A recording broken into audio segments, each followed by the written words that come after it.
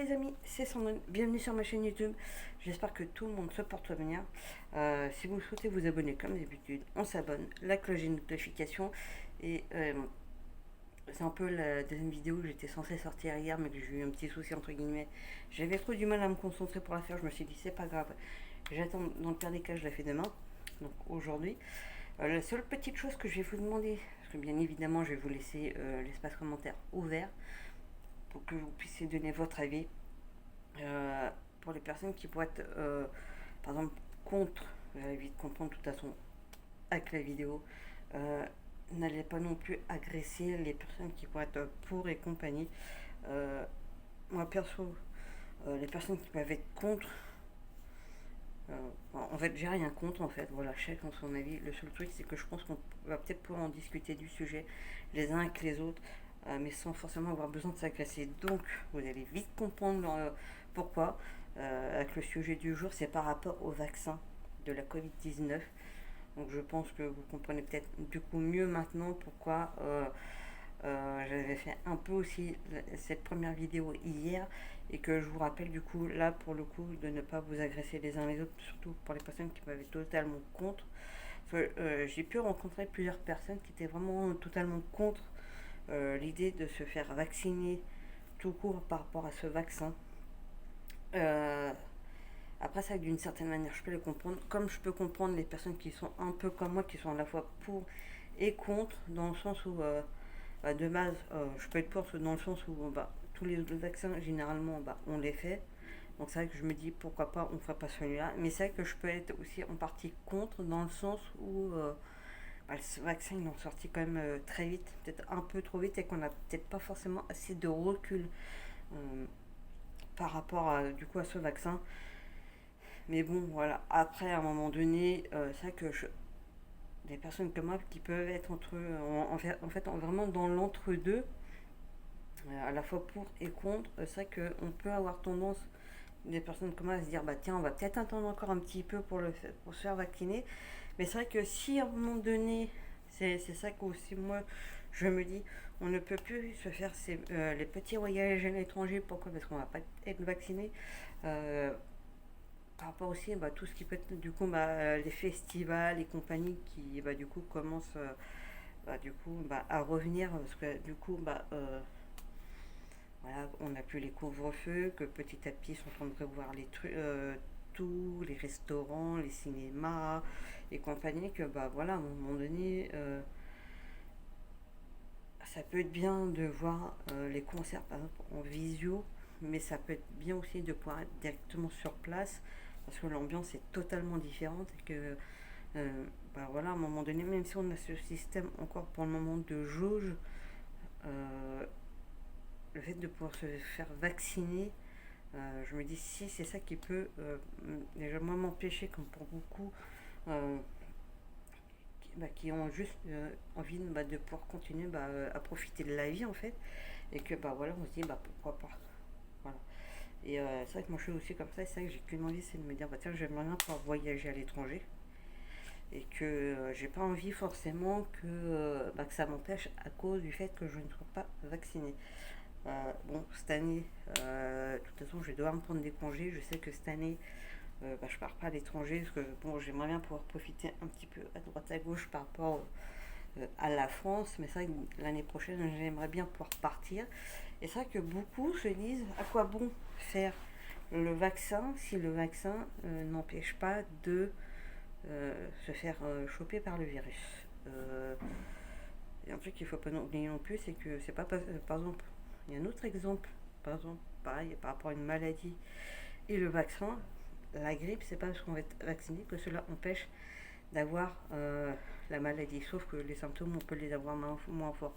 Là, du coup, apparemment, pareil pour la Covid-19, cela permettrait du coup d'avoir du coup là, de ne pas avoir la forme grave, et que moi j'ai pas du tout envie d'avoir la forme grave parce que j'ai toujours dit à mes proches, mes parents compris, même mon frère, que si je devais avoir la forme grave de me retrouver en réanimation, qu'il en était hors de question. J'ai pas envie de me retrouver dedans euh, parce que je vais les choper. Alors c'est vrai qu'autant d'un côté Je fais quand même assez attention. Je vais pas non plus faire la bise à droite à gauche et les compagnies. Je le fais limite pas du tout. Je me dis aussi que jusqu'à maintenant, j'ai aussi eu de la chance. Donc, il y a ça aussi. C'est vrai que aussi, là où je me dis aussi, j'ai eu beaucoup de chance, entre guillemets, c'est que c'est vrai que là, pendant le mois dernier, j'ai un de mes proches qui l'a eu 20 jours d'isolement. Alors, certains vont dire oui, mais ça te fait des vacances. Oui, mais non, quand on est vraiment en vacances, on peut quand même sortir, on peut aller traîner à droite à gauche, même si on n'a pas forcément tout cet cinéma, restaurant et compagnie d'ouvert. Au moins, quand on est en vacances, on peut quand même sortir dehors. Quand nous sommes en isolement, nous ne devons pas sortir. Et ça, beaucoup ont du mal à le comprendre. Le seul truc qui a pu être entre guillemets bénéfique, c'est que au niveau du corps, je commençais vraiment à avoir du mal à suivre. Parce que c'est bon, quand ça fait au moins un an et demi que t'as pas pris de vacances et que tu te retrouves du coup à avoir une coupure de 20 jours, c'est vrai que ça fait du bien, mais c'est vrai que d'une autre manière, quand je me retrouve dans un établissement, par exemple, type bar qui peut aussi faire restaurant, qui est pas forcément hyper grand non plus, quand il n'y a pas trop de monde, ça peut passer. Mais dès qu'il commence à y avoir un peu trop de monde, ça commence à être un petit peu plus compliqué parce que je commence à me sentir oppressée, je commence à avoir du mal à respirer et que du coup, je suis obligée de ressortir. Et c'est pareil au niveau des bureaux que je fais, c'est pareil. Dès qu'il y a un peu trop de monde, comment vous dire, à la limite, quand il n'y a que deux personnes, sachant que déjà même nous, avec mon collègue, on est deux, du coup, ça commence à faire beaucoup trop. Euh, voilà, c'est vrai que même depuis, j'ai aussi du mal du coup à dormir parce que je me sens anxieuse du coup. Même ça, j'ai remarqué que depuis, j'ai comme des angoisses en fait. Et c'est vrai que beaucoup en fait, on va avoir tendance à penser, à demander des nouvelles que des personnes qui vont être du coup malades, le truc qui peut être tout à fait normal, mais les personnes qui se retrouvent confinées parce que cas contact, là par contre, il n'y a plus personne qui pense à nous. Faut peut-être aussi penser à ceux qui sont cas contact en isolement parce que ça peut peut-être aussi jouer sur le moral, sur le mental. Beaucoup oublient ce genre de choses. Et c'est vrai que des fois, j'ai envie de claquer les gens juste pour ça. C'est qu'à un moment donné, il faudrait peut-être penser. C'est pas parce qu'on est pas mal d'aide qu'il ne faut pas penser un minimum à nous. Euh, Là où aussi j'ai pu avoir de la chance, c'est que j'avais quand même des amis qui, de temps en temps, enfin, quand j'ai dit de temps en temps, c'était peut-être pas forcément tous les jours, mais au moins un jour sur deux, qui un petit message ou un appel pour savoir comment ça allait. Heureusement. Certains aussi savaient que certaines personnes m'appelaient, donc du coup, j'avais un petit, tiens, on passe le bonjour, et te demande comment tu vas et tout.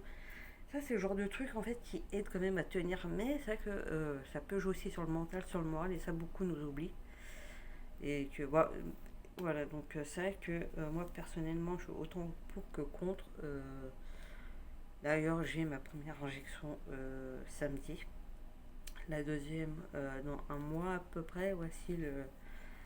Parce que bon, fallait que ça soit. Parce que là, on me proposait une date à partir de, je crois, pas une petite vingtaine de jours.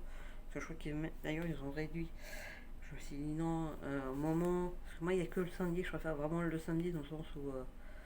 Comme ça, moi, si jamais j'ai certains effets indésirables, j'ai le temps du week-end. Et c'est vrai qu'après, même dans le samedi juste avant, où ça faisait à peu près 3 semaines, donc du coup, ouais, la petite vingtaine de jours, c'était vraiment au milieu d'après-midi. Et moi, c'est que ça ne m'arrange pas forcément. Moi, il faut que ça soit vraiment avant midi. Donc déjà, même midi et demi, déjà, ça peut être bien, mais déjà, voilà, ça commence déjà à faire un petit peu tard.